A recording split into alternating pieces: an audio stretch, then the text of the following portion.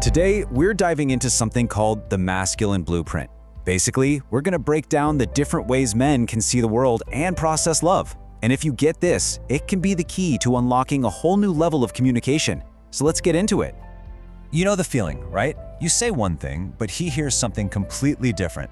Or you show him affection and it's like it just doesn't land. It feels like you're on totally different wavelengths. Well, what if I told you it's not about what you're saying, but about the sensory language you're using?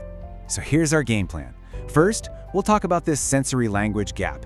Then we'll get into the four main types: the auditory, the visual, the kinesthetic, and the digital man.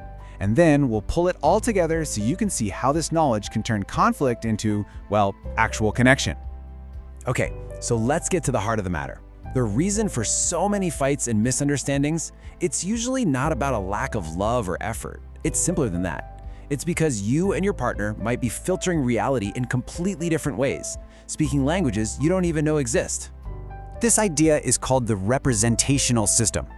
Just think of it like a person's main operating system, you know? Now look, we're all a bit of a mix, but we all tend to have one that's our default setting. And learning to speak to them through his dominant system, well, that's the real game changer. All right, let's meet our first type, the auditory man. For this guy, the world is a landscape of sound, and believe me, your voice is the most important part of it. So does this sound familiar? Does he remember the exact tone of voice someone used years ago, but he can't picture their face? Does he need absolute quiet to get anything done? He's probably an auditory man, and he's super sensitive to your tone. If you raise your voice, his brain just kind of short circuits to protect itself. It's not him ignoring you, he is literally shutting down. And this image shows you exactly why. His brain is just fundamentally wired to put sound first. Everything, love, criticism, you name it, it all gets filtered through these auditory pathways. So how you say something becomes just as important, maybe even more important than the words themselves. So what does all this mean for you? It means you've got to master your tone to reach his heart. Yelling at him will get you absolutely nowhere, but a calm, kind of melodic voice that slips right past all his defenses and speaks straight to him. Think of it as his ear gate to love. Okay, next up, we have a type that a lot of you might find pretty familiar, the visual man. And yeah, most men are visual, but this guy, he takes it to a whole new level. He literally thinks in pictures. For the visual man, a sense of harmony and things looking good, that's everything.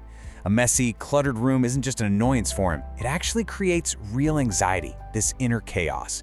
That's why he values style and order. It brings peace to his visually driven mind. This quote just nails his eye gate to love. He actually feels loved and can relax when his surroundings are beautiful and harmonious. So for him, when he sees you taking care of yourself and your shared space, it isn't superficial. It's a real, powerful expression of love that he can see. Our third guy experiences the world not through his eyes or his ears, but through his entire body. Let's talk about the kinesthetic man. This is the man who lives for comfort. You know, soft sweaters, warm hugs, great food.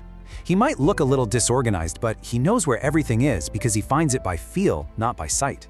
And for him, physical closeness is everything. Honestly, if he can't touch you, he can barely even hear you. And let me be clear, this is a non-negotiable. The touch gate to his heart is through constant physical connection. Words are nice, sure, but for him to feel your love, he needs to literally feel you. A hug isn't just a hug, it's a vital piece of communication. And finally, our fourth type. He's the analyst, the logician, the digital man. He runs the world through a filter of facts, data, and pure reason. This is the man who needs things to make logical sense. He's not cold or unfeeling. His brain is just wired to process information before emotion. You might notice he avoids eye contact when you're talking, but it's not because he's not interested. He's deep in thought, literally sorting and analyzing what you're saying. Big emotional appeals, they often fall flat because to him, they're missing logical data. So, the key to the digital man's heart is right here. His logic gate to love opens when you respect his mind. So instead of saying, "I feel like we should do this," try something like, "What's your advice on this?" It seems logical because when you appeal to his intellect, you're showing him you value his greatest strength, and that is how he feels truly seen and loved. Okay, so we've met the four types: auditory, visual, kinesthetic, and digital. But how do we actually use this blueprint in the real world to stop the arguments and start, really connecting? This right here, this is where it all goes wrong. We naturally assume our partner needs what we need. We give love in the language we want to receive it in, and then we get our feelings hurt when it isn't appreciated. There's a classic conflict that perfectly explains this. Just look at this. It's such a powerful example, right? The visual man is stressed out, so what he needs is space and order to calm his mind down. His kinesthetic partner is also stressed, and what she needs is a hug to feel comforted. So she tries to hug him, which to him feels like an invasion of his space. He pulls away to get that solitude, which to her feels like a total rejection of her love. See? They're both trying to help, but they are speaking completely different sensory languages. But once you understand his blueprint, everything changes.